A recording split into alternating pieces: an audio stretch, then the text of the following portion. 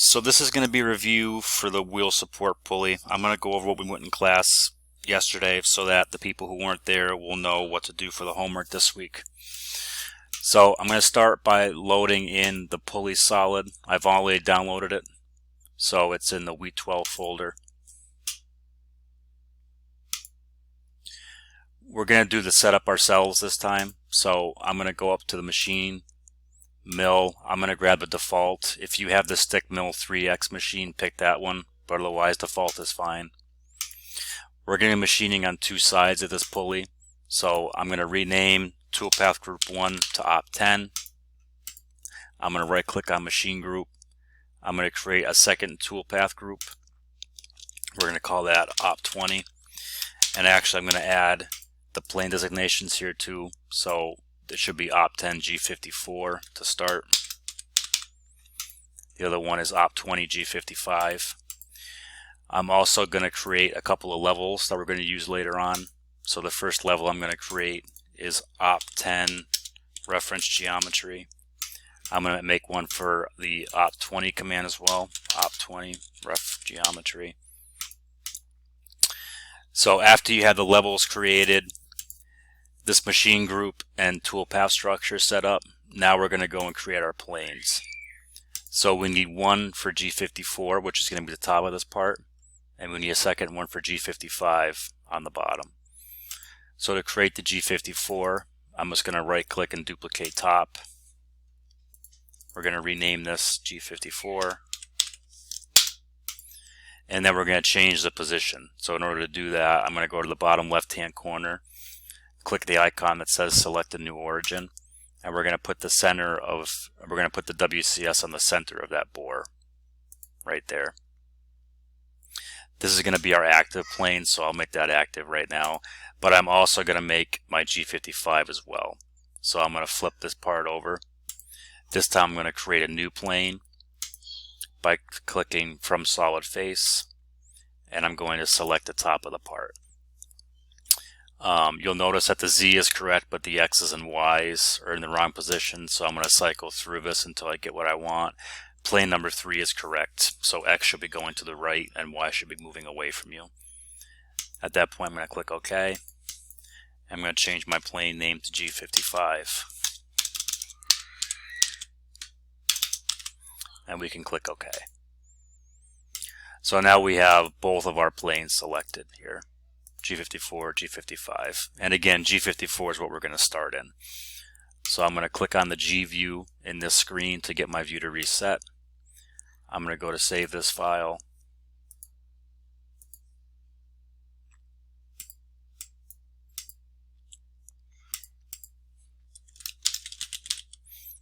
You will be handing this in on the blackboard, so normal naming convention applies.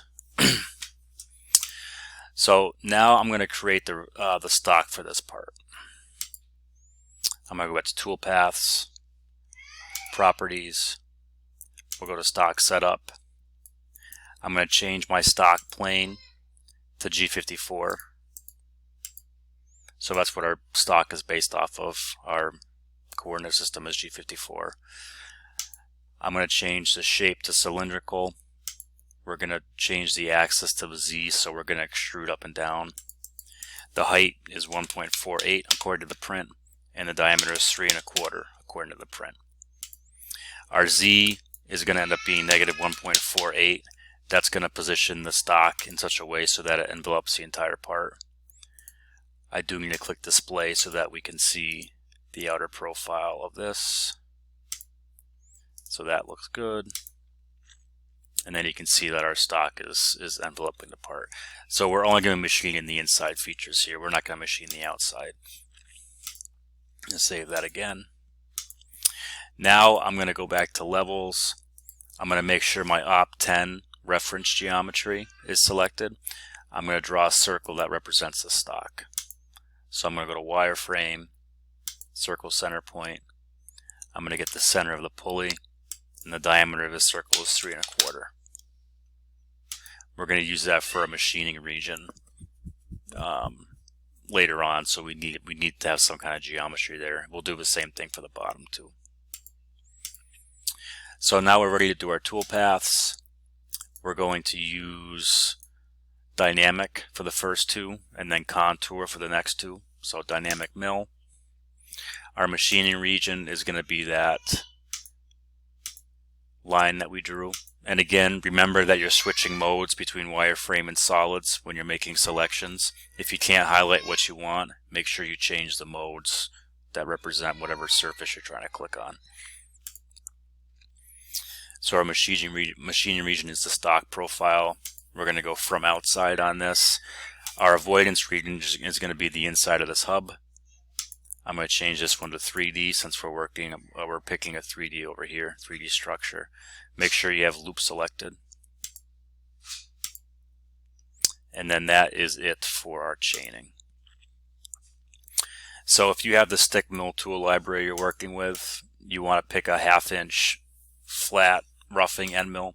For me, I only have the mill inch database, so I'm just going to grab the 1/2 inch flat end mill that's available. Either way, grab a 1/2 inch end mill. Click OK. Comment is going to be rough machine central hub. Call that. We're going to leave 10,000ths for finish. So X and Y SFF 0.010.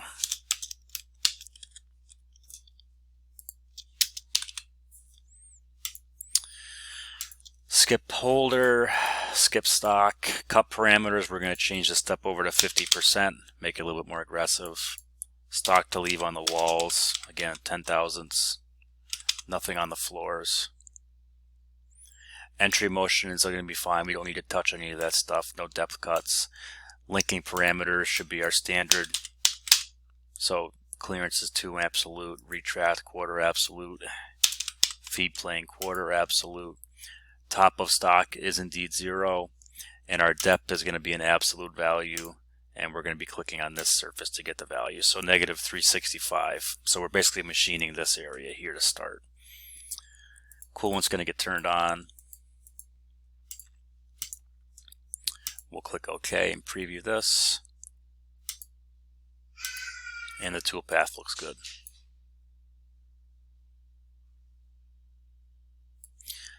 Now we're going to copy and paste to do the next one. You'll notice that I actually have a mistake here. So I started this in Op10 G55. This should really be up in G54. So I'm just going to click and drag and move that up. So all these commands that we're doing right now should be in Operation 10. I'm going to create another 2D high speed to machine this surface here, the counterbore. So I'm going to copy and paste the one that we just did. The first thing I'm going to do is modify the chains.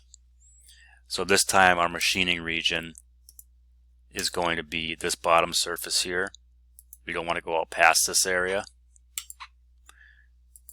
And then our avoidance region is going to be the same. However, I'm going to change this so that I'm using this bottom surface. So I'm trying to click on two of these lines that are on the same Z plane. It just helps MasterCam keep straight what we're doing. So we'll click on that, click OK. At this point, the only thing we have to do is change some of the linking parameters. So I'm going to change the depth to negative 555. Oops, negative 555 by clicking on that. Our top of stock now becomes this because that's where our stock starts. And I'm also going to change the feed plane to minus 300 so that it starts a little bit closer, and the retract so that it starts a little bit closer to where it's actually going to be machining material. We're not feeding down from the very top part of this. So we'll backplot. Now this is going to be an issue because we haven't did the lead in and lead out correctly, right? So this is a good way of finding out what's wrong. So, actually this is being caused by not changing the machining region to from its side to stay inside. We want to stay inside of these two lines. We can't allow it to go from the outside. So now if we come back in here and play this again, now it's staying inside.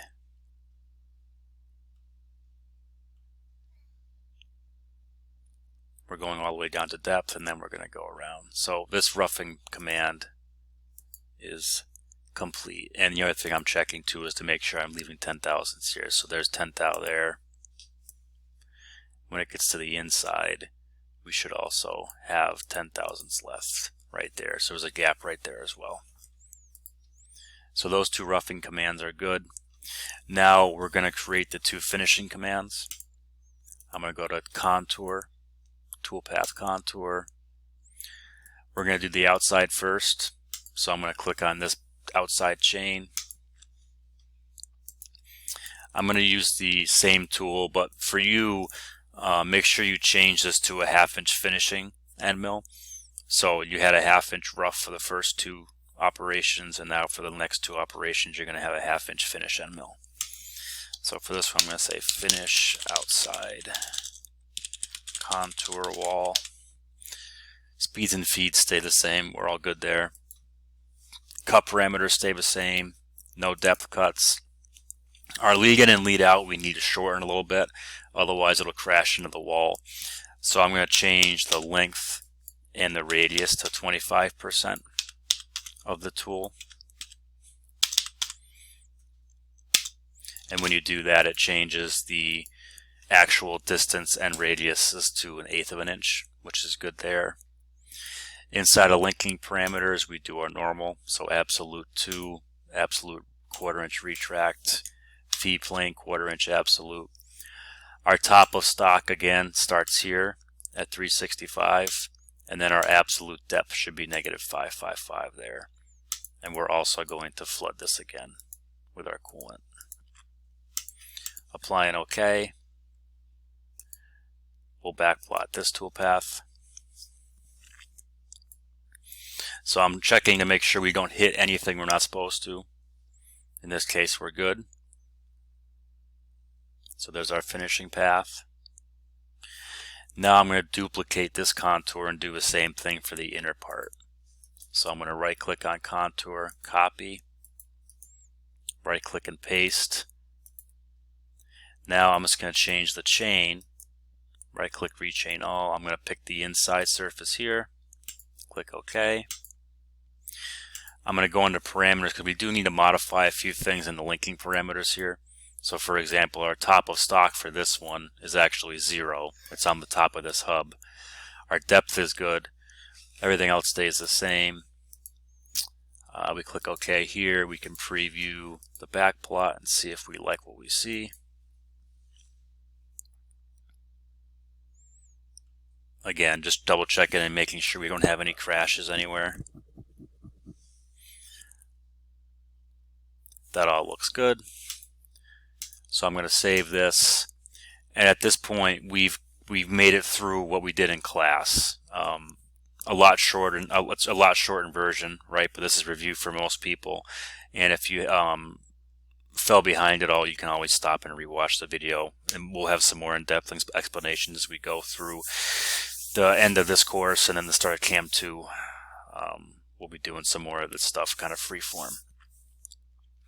So I'm going to hide these toolpath groups for now, and I want to discuss what has to be done to the remaining features on this side. So I want you for homework to determine what you have to do to machine these pockets. You can use dynamic mill, or you can just use the pocketing command. I want you to try and figure out how to get this done on your own to see what you've learned over the course of a semester. You're also going to be reaming these 2 holes, or 3 holes. So based off of the geometry here, you see that we have a +1 tolerance on both these sizes. A drill will not be able to hold those tolerances, so we need to ream. In order for you to figure out what size drill you need for reaming, I've uploaded a reference document inside of course content, reference documents, pre-drill ream chart. So when you reference this chart, if we go and look at the 1/4 inch for the first 2 holes, the nominal size, it tells you in this 2% column that we need to use a C-size drill or a .245 drill before reaming. The same thing too, we come down here to this 5/8 size, it tells you need to use a 39/64 drill prior to reaming. So the order of operations I want you to follow, the next thing should be milling these pockets. Just rough milling. Don't leave anything for finish. Just do one command and finish it complete. So toolpath number 5 will be milling these pockets. Toolpath number 6 should be spot drilling the 1/4-inch holes. Spot drill them to a size where you leave a little bit of a chamfer. So let's say add 30 thousandths to the diameter to get your spot drill diameter. Toolpath number 7 is going to be drill these holes to that size on the ream chart. And then toolpath number 8 is going to be to ream these holes. Okay, you may need to make a reamer or change the reamer size if you can't find one correct. That's the exact size that you need, which is totally fine. Remember, you can modify the tool sizes as you need. They only live in this file, but you won't modify it in the library. The next tool path I want you to do is going to be to spot drill the 5/8 hole.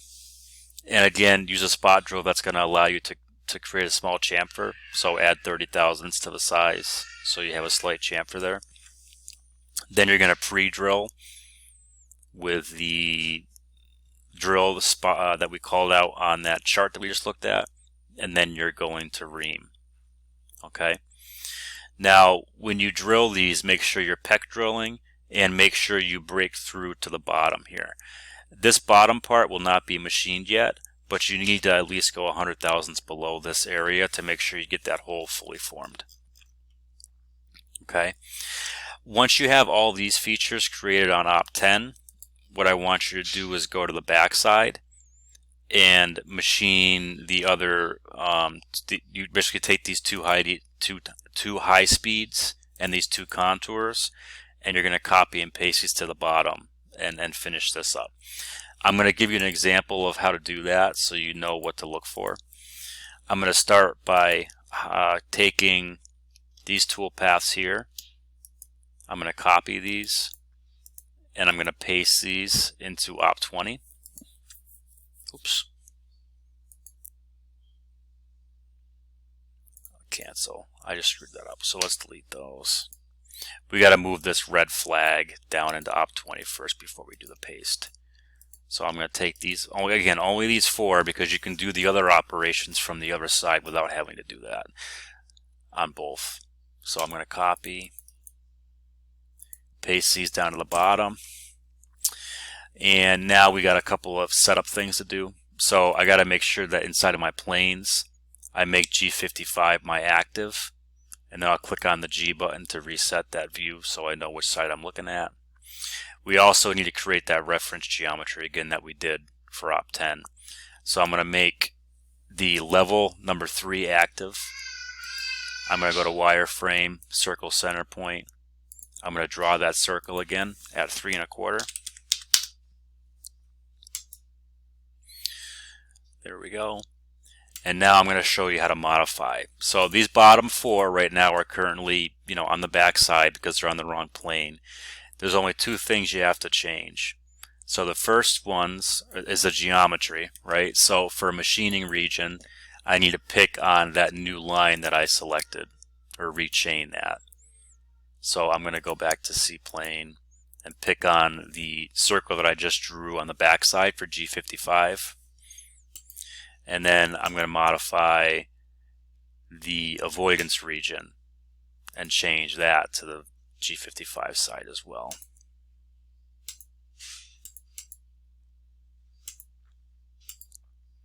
Okay, so that fixes the chain, but it won't fix the orientation. So we still need to change the plane. And the way we do that is by going to parameters. We scroll down and go to planes. And where these say G54 right now, we're going to change these to G55. So I'm going to go to select WCS plane, select G55, and now I'm going to hit the copy to tool plane and copy to construction plane buttons. Applying OK.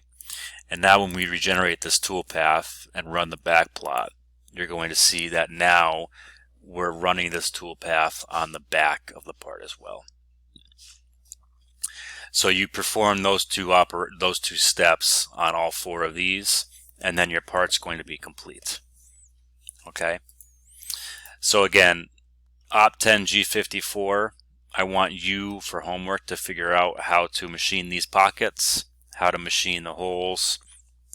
You're going to machine the pockets first, then you're going to spot drill the 1/4 inch holes, drill and ream those, and then you're going to spot drill and ream the central 5/8 hole. Okay. If you have any questions, please shoot me an email. Complete this file for homework. You're going to submit this under week 12 in course content. There's a little bit of confusion, so we're looking at week 12 right now. We'll support Pulley. So once you have this Mastercam file completed, go ahead and submit that there. And there is no other homework, so once you complete this file, you are all set for next week. Again, if you have any questions, shoot me an email. Otherwise, I will see you on the 15th. If you have all your stuff turned in next week and you have an A in the course, you are exempt from the final, which means you will not have to come to class on the 22nd. I will let everybody know who has to come in next week privately on the 22nd or on the 15th, and like I said, I'll talk to you individually about the scheduling. Again, I will see you next week then. Sounds good. Take care.